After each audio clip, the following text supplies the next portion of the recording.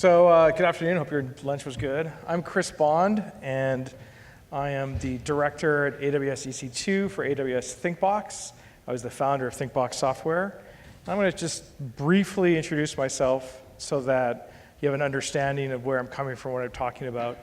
In the early 90s, I worked in broadcast and media, multimedia production. In 97, I started my own visual effects studio called Frantic Films. 2007, I sold that company, and later in 2010, I formed a company called Thinkbox Software. And Thinkbox Software's premise was to create tools for digital artists that we learned to help them facilitate projects based on things that we learned in production. So our primary tool at the time was called Deadline. In 2017, after helping thousands of customers launch huge render farms and their on-prem equipment and start moving towards cloud, we were acquired by AWS. And over that time, we've migrated a little bit. And what I can tell you is after 18 months of being acquired by AWS, you get this cool new logo. So I'm here at AWS, and our mission is essentially to help digital artists and content creators build pipelines, whether it's on-premise, hybrid, or on AWS, and bring those tools to scale to their needs of today. So let me talk first about one of the key tenets of a production, and that is rendering. And I'm going to go over a couple of items here: rendering, storage. Later today, there's a workstation track. But all of those things sort of encompass a studio pipeline. So if we consider rendering, what we have here is a traditional hybrid rendering pipeline. So when we launched Deadline 10 last August, traditional on-prem infrastructure might look like this. You have a bunch of render nodes, you have an asset server, and you have some sort of database on-prem. With Deadline 10, we launched this infrastructure where you could connect all of this to your on-prem infrastructure over secure connection with assets, render nodes, and infrastructure on the cloud. So this shipped in August of last year, and since then we've had a lot of our clients moving and migrating their rendering pipeline to the cloud. And what I want to talk about is what we've learned over that time period, how it's happening, what's successful, what trends we're seeing, et cetera. So the first thing I'm going to talk about here is this concept of EC2 Spot on AWS. So I don't know if you're familiar with this, but I keep running into people that don't understand the difference between the instance types on cloud. So I'm going to talk about that right now. So on Amazon, we have essentially three different types of instances. We have on-demand instances, right? These are instances that are yours, that you pay for by the second, that you can scale up and down, and they're available at any time. Reserved instances are based on a commitment. So this is the kind of idea where, rather than buying equipment in your cold room or on-prem, you want to migrate to the cloud, have someone else manage all of it, but you want to be able to have a lower cost than on-demand. And so if you make a commitment to AWS, you can access these instances at a significant discount to on-demand prices. And now Spot, which is what we talk about rendering for a lot, all of this is all of our spare capacity at AWS. So these are instances that aren't being utilized by anybody else. And because we're able to sell them to you at a 90% off demand price, because they're available idle compute that we have. So we're essentially taking the compute that we aren't using and we're selling it back to you for a super big discount. So the caveat, there's a couple of caveats, and I'll get into that. So the big advantage is it's low cost, 90% off on demand. You can scale really easily. They're easy to access. They're all over. They're in every availability zone around the world. You have a lot of flexibility. And one of the key questions is how does the price change or fluctuate? So it changes very slowly over time based on the supply and demand of spare capacity. So we set that price. And there was a point where, and I'll get to this, where you used to bid against other people, and that doesn't happen anymore. So how it works is you essentially just request the capacity, pay the current rate, and when you need it, you use that capacity for rendering, bursts, or anything else, and when we need it, we'll just take it back. We'll give you a 2-minute warning. And this works really well for rendering because generally, your renders are going to be complete prior to this issue. And products like Deadline, our render farm manager, handle any issues without failure. So I'm going to jump ahead for a second here. I'm talking about what's new. This is the pricing that I was referring to. So prior to our announcement about the pricing change, so before we used to have a bidding program, and this caused a lot of confusion about how people would access these spot instances. And so they would bid on them, and a lot of people would just set the bid price, slightly below on demand, and they would get it for whatever availability they wanted. So the price fluctuated a lot. So people were concerned about how the price would change, and they didn't quite know how the spot market would fluctuate. And so they spent a lot of time and effort working through the spot market. And after the announcement, when we changed the price, you can see that the price has fluctuated very slowly. And this is based on our needs, not on the rest of the market. So you don't have to set a bid price anymore. You just get the lowest price that you want for spot. So how can you access EC2 Spot? And what new features are there? So the great thing is Deadline 10, out of the box, supports Spot directly. So if you're using Deadline on-prem to render, if you got your own render farm on-prem and you want to build a hybrid render farm for the cloud, you can scale up using Deadline, and it just uses Spot out of the box. It can show you the different prices in different regions, the different instance types, and you can just access them that way. If you want to access them yourself, there's easy API to do so. Run instances is an example of one of them. Because we don't have fluctuation in prices, it gets updated once per day, every 24 hours, very slow migratory changes. There's low predictable prices, and you don't have to worry about the price changing on you. And we've added new features, such as start, stop, and hibernate. And what those let you do is stop an instance, and the state will be recorded to whatever's on the disk will be recorded out, and you can start it up later. And hibernate actually pauses memory. So if you have a job that's a super long simulation and you're concerned about it getting interrupted, it'll actually get stored on disk, and it'll restart later when there's capacity. But let's talk about that capacity for a second. Interruptions usually don't happen. Now the whole premise of this is that this is our spare capacity that we can take back, so we can't promise you that it won't get interrupted. But the reality is that 95% of spot instances in the last 3 months only were stopped by the customer terminating the instance. They weren't stopped by a 2-minute warning or capacity demand. So here's an example of a customer, Passion Pictures. So they're based out of UK, and they have a traditional on-prem render farm, and they had additional projects come in. And normally, we call these sort of things like the rush, the 911 disasters, where you have this conflict. And you either have to outsource to another company, you have to say no to the customer. But in this case, what they did was they just embraced Deadline, very quickly spun up a cloud render farm, and scaled up their infrastructure. So without this, they couldn't have delivered in the time frame that they wanted to, and then they, excuse me, they couldn't have delivered within the time frame and done the number of iterations they wanted. So this elastic scale is quite different than like forklifting in hundreds of machines you're on-prem and configuring them. Deadline can do that all automatically for you. So you can, within minutes, you can go from hundreds of machines to thousands. So I want to talk about some assumptions that we made when we first started on this journey. So when we first looked at some on-prem infrastructure, and this is an example of a sort of small to mid-sized studio, and how their on-prem rendering looked. And as you can see, there's a bunch of peaks here, and these are hours at the top. This is 24 hours.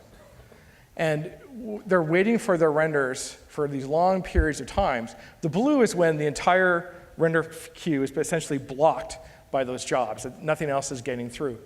So these peak periods, we thought, when we first talked to customers, they said to us, we have 50 machines, 100 machines, 1,000 machines on-prem. We want to be able to scale to the cloud, but we think we're just going to do burst. We're going to take the peaks off this and just scale that up. So we thought, okay, well, our customers are going to scale up, and they're going to add, 50 machines or 100 machines, or if they have 1,000 on-prem, maybe 500 or something like that. But this turns out to be wrong. What's actually happened is customers are adding anywhere from 3 to 5 times to 10 times their on-prem infrastructure. And they're doing that because they want the data quicker. So if you look at this is a mock-up using that same data of essentially scaling the number of machines that the customer is using to get the jobs back faster, so they get them back within an hour or two. So what's happening is we've seen these customers again and again come to us and say, yeah, we're just going to burst. And then within a matter of weeks, a project comes in, they change their mind, and they say, oh, by the way, we're scaling up to 3,000 instances, we're using 126,000 cores, and the infrastructure is dwarfing their on-prem infrastructure. So we have an example of a customer that did a really big project. This is Micros Animation.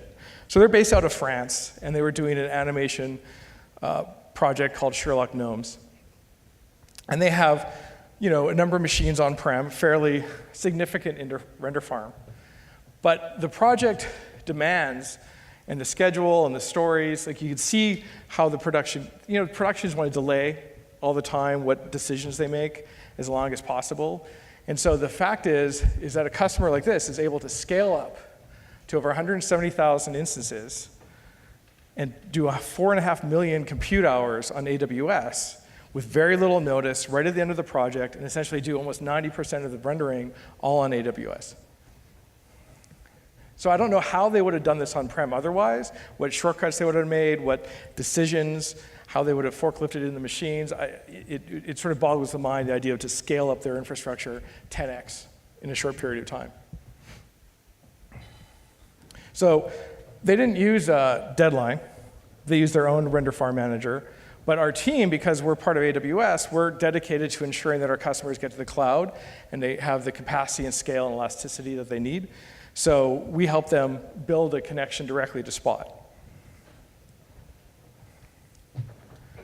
So I'm bringing up storage now because when you think about it, if you have 50 machines on-prem and you're going to scale up to the cloud and add another 50, that makes sense, and you get that. But what happens when you have to go up 10x or go from 50 machines to 1,000? So we had a customer recently who had about, I think, 300 to 500 machines on-prem, because 300 dedicated, another couple hundred workstations they render on at night. And they scaled up and added 3,000 on the cloud to get their production done. And so when you think about that, you don't generally think about storage, because you're in a position where, think about it this way, if you have 5 laptops in a room, and that's what you're working on with your favorite After Effects project or something, and you start using the cloud and you start doing more and taking on more projects and getting bigger, and you're suddenly like, oh, I can scale up 500 machines in a minute, right? It transforms how you work, how you think about the work, and when you say yes to the customer, but you don't think about the infrastructure. So I'm going to talk a bit about the Deadline 10 infrastructure and how we manage assets. And then I want to talk a bit about some of our partners. So in Deadline, an on-prem user will submit a job. We have something called an asset. This is our asset server. This is where you store your files, your dedicated server, your disks, whatever, on the machine. We get a list of those assets from within the Deadline submitter. So Deadline has a submitter for Maya, Max, and After Effects, all these different products. And so in Maya, Max, Nuke, and others, we can capture that list of assets. We can then see if those assets already exist on the cloud. And if they don't, we transfer them over a secure connection. And once those assets are on S3, when you spin up the instances to render the job, what we do is we copy the assets from S3 to a local EBS volume on every machine. So every machine gets the assets it needs to render the job that it's working on. So this works really well when you have to burst up for a short period of time, scale up your infrastructure, render some jobs. A better solution, if you're going to build infrastructure on the cloud that you're going to leave there, if you're going to have workstations, if you're going to have a team of artists around the world working with data that you want to use a partner solution such as Weka or Camilo, and I have a slide for each here. And so Weka is a cloud-based file system that lets you build up a cluster of instances. And the way to think about this is a bit different, right? Because we talk to customers who have like a centralized storage, which is one server. Perhaps they have 10 isolons, the Blue Arc or whatever. They have a whole bunch of infrastructure. And that's kind of what they use. And it doesn't matter how much work they do, because that's the finite resource that they have. When you look at something like Weka or Camilo, you can build on demand your infrastructure. So with Weka, for example, it's been tested to do 7 gigabytes per second to a single instance. And so you could build a cluster on demand. You can even use spot instances for part of your cluster and shrink it back down at the end of the project. So this changes how you think about storage, because you could be in a position where, oh, I have 50 machines on-prem, I have 500, I have 2,000, I have 3,000, I have 10 isolons, I have 20 isolons, whatever you have on-prem. You have 20 petabytes. You know, the idea of 1 petabyte, you're feeding each machine a certain bandwidth because you're constrained. When you think about the elasticity of AWS and the cloud, you can completely change that mindset. So you can spin up the machines, but you can also spin up your storage, and you can spin it back down. Jason Fotter is going to come and speak up next, is the CTO of FuseFX. They use Camilo. And I think he's going to talk a bit about how they use this in production. But one of his favorite things, and I'm going to steal his thunder right now, is he likes to say that his favorite thing is when he can turn it all off. It doesn't cost him any more money anymore. So if you had to buy a whole bunch of servers or infrastructure for that one project, it makes you change your mind, right? Like, and this is what happened with Tangent, is they had 2 feature film projects instead of 1. And they said yes to the second one because they knew they could scale to the cloud. So Camilo, the advantage of Camilo, it's a high-performance file system again. It's very easy, supports Windows and Linux. It's out of the box and has a lot of management layers so that you can control it really well from the cloud. This also has on-prem file server so that you can synchronize the data within the Camilo system. So I wanted to talk about workstations as well, but I'm out of time here. And this afternoon, we actually have a presentation on workstations by our own Bobo. And everybody needs their own Bobo. And he'll come up here later and talk about workstations. But first, I'm going to bring up Jason Fotter, CTO of FuseFX. And he's going to talk about running production with Deadline on AWS with Camilo. Can you play it? Thanks.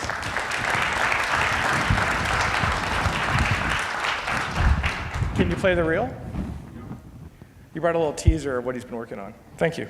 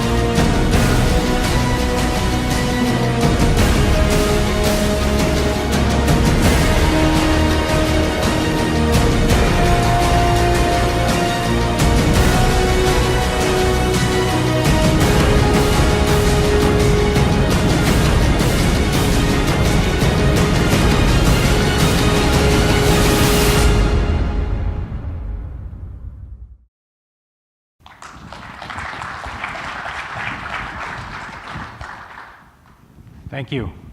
It played smooth while we were testing it. I don't know what happened there, but you can check it out on our website if you want, FuseFX.com, and see some other reels up there too if you're interested. Thank you, Chris. I won't hold it against you for stealing my thunder, but I do love to say that. A little bit about FuseFX. We are an award-winning visual effects facility. We focus on episodic television visual effects. We have about 330 employees across 3 different offices in Los Angeles, New York, and Vancouver. And right now we're working on about 100 or so projects. Up on the screen there are some of the few that we're working on. And we're very proud of our Mr. Robot team this year with their Emmy nomination. So good luck to them. A little background and foundation of where a company like FuseFX is at in this industry. And I like to bring up this graphic because it shows the upward trend of television and what's happening. And this graph shows the number of original scripted TV series from 2009 to 2017. And you can see the upward trend here. We're towards the end of this year, 2018 should come out. And that graph is just continuing to go up and up and up. More content is being created. Obviously, people like Netflix, Amazon Studios, others are just generating a tremendous amount of content, which is exciting for us. But they're also doing it at 4K, and they're giving us more challenging visual effects that are just upping the bar every single day of what we can accomplish. And in television, we do it on a 2 to 3 week schedule. So it's really fast. We have to be super efficient and agile, and that is why we've looked to the cloud for our rendering needs to be able to help support those kinds of workflows and productions. To get right into it, this is our infrastructure design of how we do it. You can see here, there's the little, there it is. So our on-prem infrastructure, like Chris was talking about, local render farm. We have an Isilon 1 petabyte cluster on-prem. Obviously, we're Deadline customers. And we have a proprietary studio asset system, production system, business tracking system called Nucleus.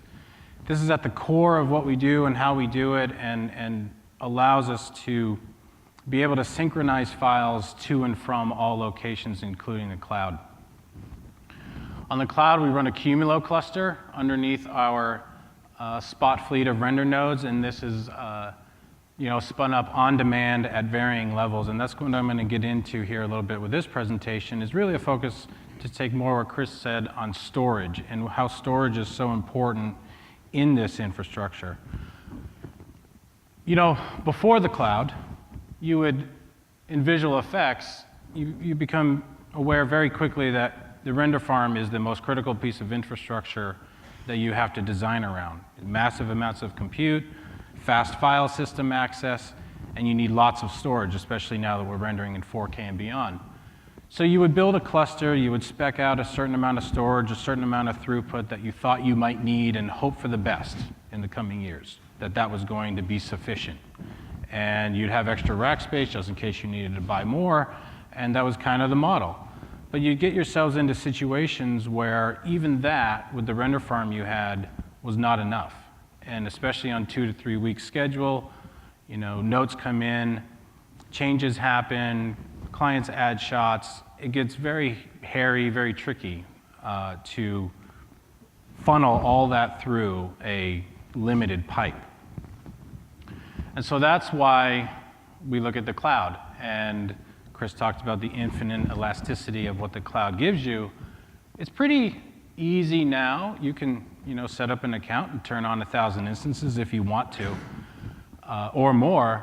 But you have to have good infrastructure underneath that render farm to get the work done.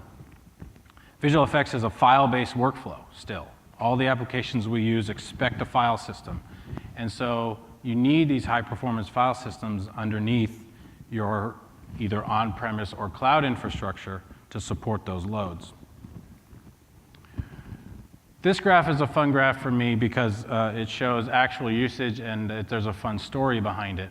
This is last year, in August and September of 2017. We were, as we get into August, September, that's our busiest season. That's the time where most television shows ramp up and they start production again, and then visual effects and all the work comes into our facility. So you can see here, this is our cloud usage in number of thousands of hours per day. And so August, just kind of rolling along on-premise infrastructure, working just fine. And we start to burst up a little bit, come back down, burst up, till we hit this date right here, 9/28, 9,000 plus usage hours in a single day. So the day before, Chris mentioned deliveries in his presentation. We were up against a massive delivery on the tick. And the night before, we had a plan. We're going to get all of our renders done, and then some stuff happened, and we actually had some issues with our on-premise render farm. So we came in the morning, and nothing was rendered. So I had the producers and supervisors of the show come into my office. Eyes are really big, kind of scared look on their faces, like, what are we going to do, Jason? And we had been tracking, our cloud usage, and I had this target of 1,000 machines. We run 32 core instances, so that's about 32,000 cores. I said, we need to be able to run 1,000 machines within moments' notice because something is going to happen that is going to require us to do that. So this was that moment. So we turned it on, and in a matter of about 5 hours, we saved the night, we got all our deliveries done, and the client was happy. And so if I had to forklift 1,000 machines into my infrastructure, that would be impossible. I would not be able to do that. I just don't have the power, I don't have the cooling. Maybe I stick them outside with a generator. It's not going to happen.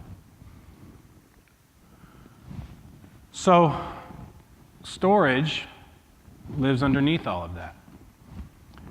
And so when I think about storage for the cloud, obviously storage comes down to 4 different overall metrics. Capacity, we all know what that is. IOPS, latency, and throughput. The IOPS are the biggest one for us. When you have multiple thousands of machines accessing a single file system at any one time, maybe they're reading 50 to 100 or 1,000 files, all writing multiple files, that's a lot of access on the storage. It's not always a lot of throughput. It doesn't always have to be real time on a render farm, but it's definitely IOPS intensive. And the challenge is that we don't always know when that load is going to spike. So we want cloud storage that gives us the ability to dial in these 3 variables at a moment's notice, really is the goal there. To be able to say, okay, we need to react now, okay, maybe in the coming months, those 1,000 machines aren't going to be enough, and I'm going to have to run 5 or 10,000 machines. Amazon gives us the ability to do that, but I need a file system underneath that can support that. So that's what we're looking at. That's what we're building. That's what we're trying to accomplish with Camilo, and just build this system that can be elastic infinitely to whatever capacity we might need. Here's a diagram of 3 different scenarios of possibilities, right? So these are your file systems. What I really want is something that's backed by S3 so that these become temporary in their need. If you need to spin up a file system on the cloud that supports 100K IOPS, 10 gigs a second is 100 terabytes, that's a substantial cost right there. And if you're going to persistently carry that over time, maybe if you need that all the time, then fine, you run like that. But if that job is only running for 5 hours, then I don't want to have to carry this cost and carry this load, unnecessarily. So if you can have a file system that can spin up in different variations like this to handle these types of render loads, and then you can turn them down, and then your data is on S3, or maybe it's on-prem, and then you deal with it like that. That's the goal for me, and that's what we're working on, and that's the future of this architecture, and what I see is something that's very, very powerful and will allow us to take on any workload. And okay, you need that done in 5 days, okay, and it's going to be a massive amounts of rendering. Yeah, we can do that.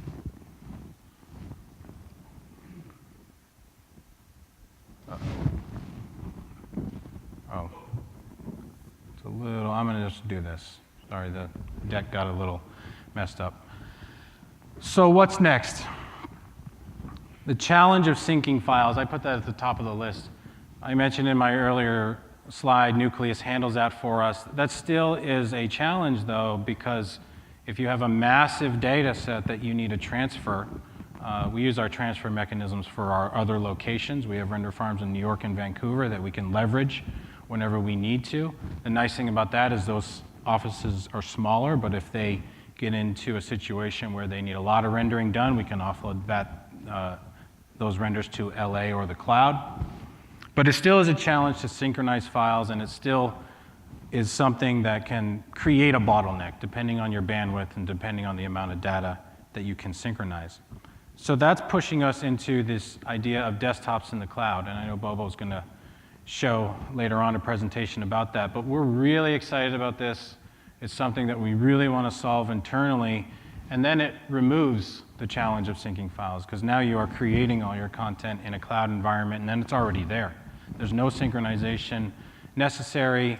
Then you can just spin up the farm that you need to render that amount, spin up an appropriate size farm to render that job, and move on. The other thing that's exciting me about cloud is AI and machine learning. We've got our Nucleus database system with a lot of data in it, a lot of historical data that we want to be able to leverage with things like with machine learning. One of the cool things that I'm thinking about right now is predictive render load. So if you can take historical data on what was rendered and know, okay, I have this finite resource of on-premise infrastructure, analyze all the jobs that are on the farm right now, figure out your load for the night and what it's going to take to get that done by a certain amount of time. I like to say, Chris didn't steal my thunder on this one at least, is time is a variable now. Before, you had a finite amount of time and a finite amount of resources, and you just had to make it work. Maybe you drop your resolution on some renders, which is not ideal, call the client up, ask for a push on delivery, which is never fun. What the cloud is giving us is the ability to say, yeah, we can hit that target, we just need to run this certain size load to get that done. And so being able to predict that and being able to know, okay, tonight's render load is going to be this, and it's going to take this amount of resources, is something I'm really excited about doing, because it'll help us understand our process more and make even better informed decisions. And the whole idea of virtual infrastructure is really, really exciting. You know, in the beginning I talked about on-prem needing to buy this massive physical cluster. Now this thing can be virtualized, and I can run a massive cluster for a short amount of time that I would have never been able to purchase locally, because it just would have been cost prohibitive, and it wouldn't have made sense, and now you're doing it and you're stuck with it.